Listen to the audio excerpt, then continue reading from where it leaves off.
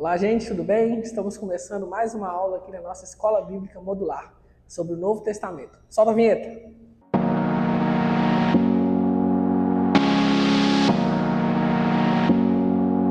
Então, gente, estamos aqui hoje para falar um pouco sobre o livro histórico do Novo Testamento, que é o livro de Atos, né? Mas antes da gente entrar aqui no livro, vamos novamente relembrar aqui nossa revista os pontos aqui que a gente sempre tem que lembrar, que é o quê?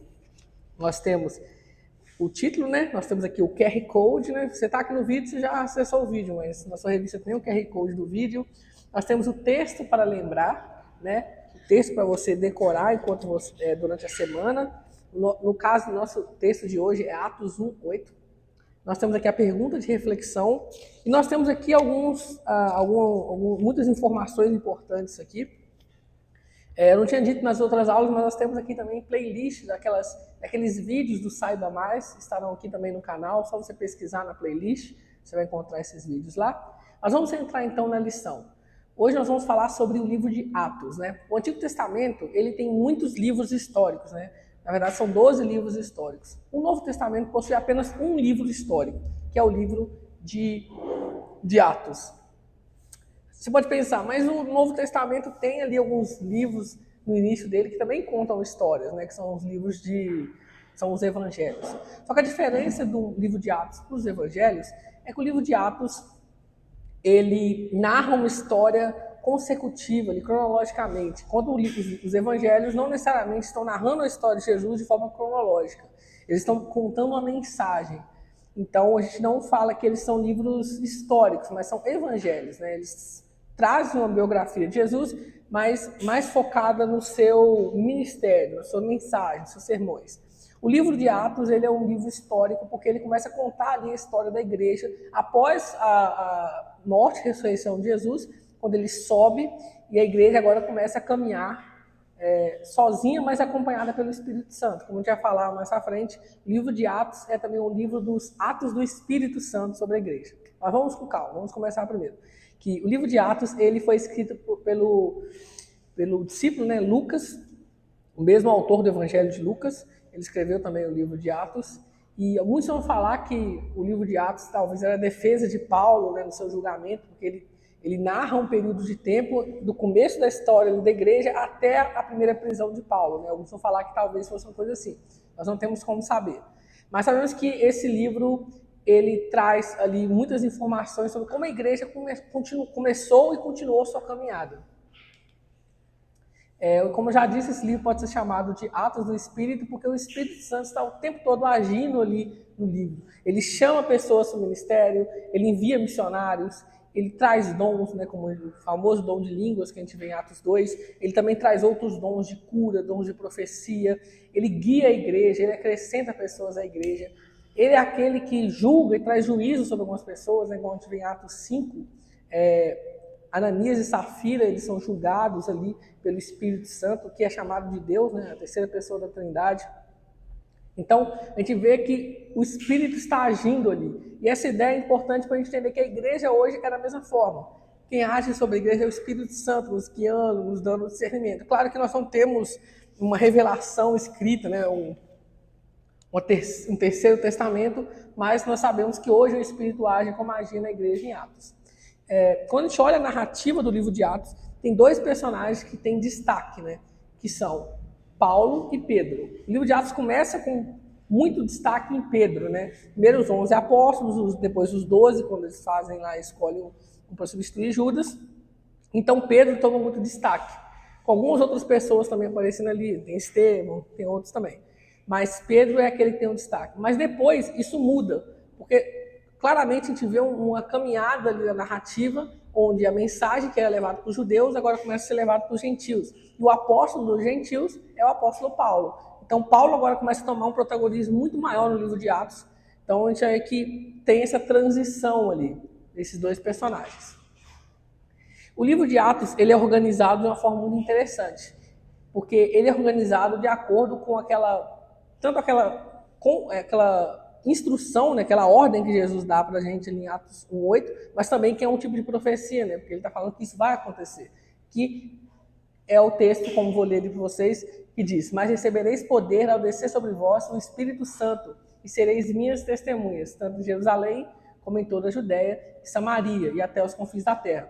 Logo em Atos 2, vem a descida do poder do Espírito, a igreja aguarda, espera essa descida, o Espírito Santo vem, capacita a igreja, e agora a igreja começa a levar o evangelho. E aí, o livro de Atos ele é organizado dessa forma. Primeiro, a palavra de Deus em Jerusalém. A gente vai ver isso em Atos 1:1 até Atos 8:3, onde há o batismo com o Espírito, pregação do Pedro, a igreja começa a ser perseguida e começa a crescer também. Segundo, a palavra de Deus se dispersa para a Judéia e Samaria. Né? Com a morte ali de Estevão, a igreja começou a ser perseguida, então a mensagem começou a se espalhar. Os crentes foram espalhados e onde os crentes iam, eles levavam a mensagem também. Não tinha o crente nominal que a gente vê hoje. Cada crente era um missionário. Então, se você mandava um crente para longe, ele ia e levava com ele a mensagem. Então, começou a se espalhar para a Judéia e Samaria. Isso até Atos 12, né? Essa perseguição fez se espalhar ali da igreja de Jerusalém. Em Atos 12, a gente, caminhando nessa narrativa, a gente vê que os apóstolos começam a ser perseguidos, até que o próprio apóstolo Tiago acaba morrendo também. Então, a igreja se dispersa mais ainda. E aí a gente vê que a palavra do Senhor começa a crescer e caminhar e ser levada para várias pessoas em vários locais. E aí a gente chega no ponto da questão do evangelho ser levado aos gentios. Isso acontece com as 3 viagens missionárias, né? A mensagem é levada até os confins da terra. Primeiro para a Ásia e para a Grécia, nessas 3 viagens, né? A gente vê Paulo, Barnabé, Silas, João Marcos, todos estão envolvidos nessas viagens aí, essas 3 grandes viagens missionárias. E a mensagem, então, é espalhada para toda aquela região ali. A gente vê essas regiões sendo narradas nas cartas mais para frente. Então, o evangelho, no nosso quarto ponto aqui, ele é levado até os confins da terra novamente, agora em Roma, né? Porque o livro de Atos termina com toda aquela narrativa onde Paulo volta da sua viagem missionária, ele traz coisas ali para ajudar Jerusalém, a igreja de Jerusalém, só que ali os judeus, eles arrumam uma armadilha para Paulo e acabam levando ele para a prisão. Ele, como cidadão romano, ele clama para ser julgado em Roma, né, ser julgado por César, digamos assim, pelo poder romano.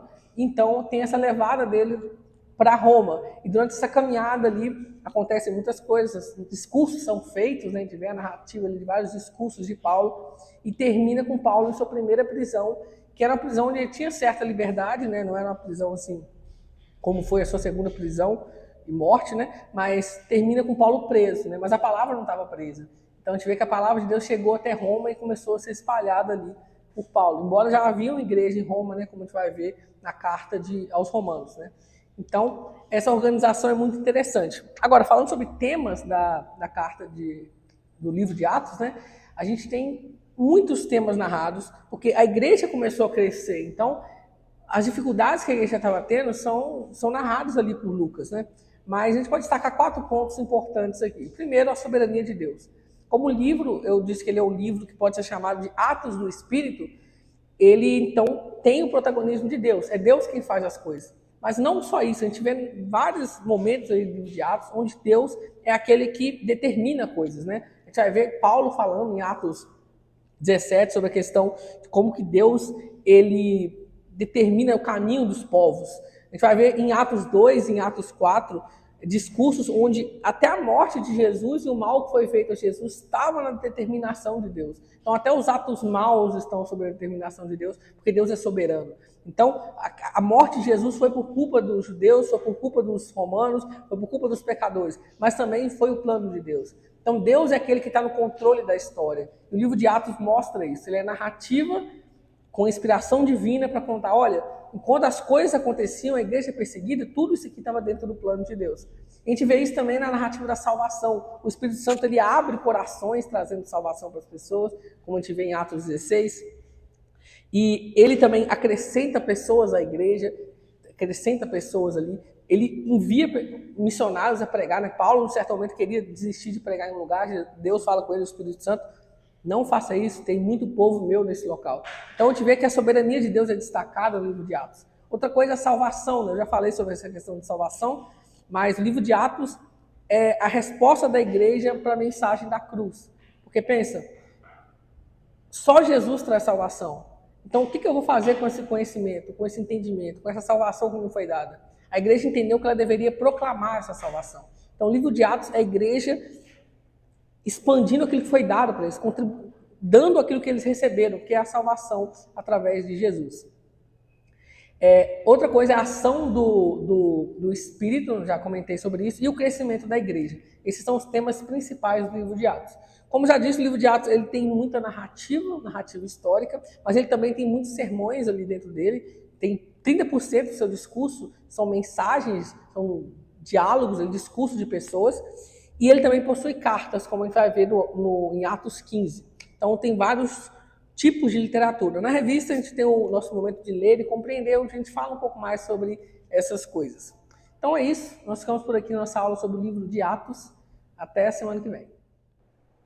Estamos chegando ao fim de mais um vídeo. Gostaria de agradecer a você que chegou até aqui, que o Senhor possa continuar te abençoando, te dando discernimento, vontade de estudar.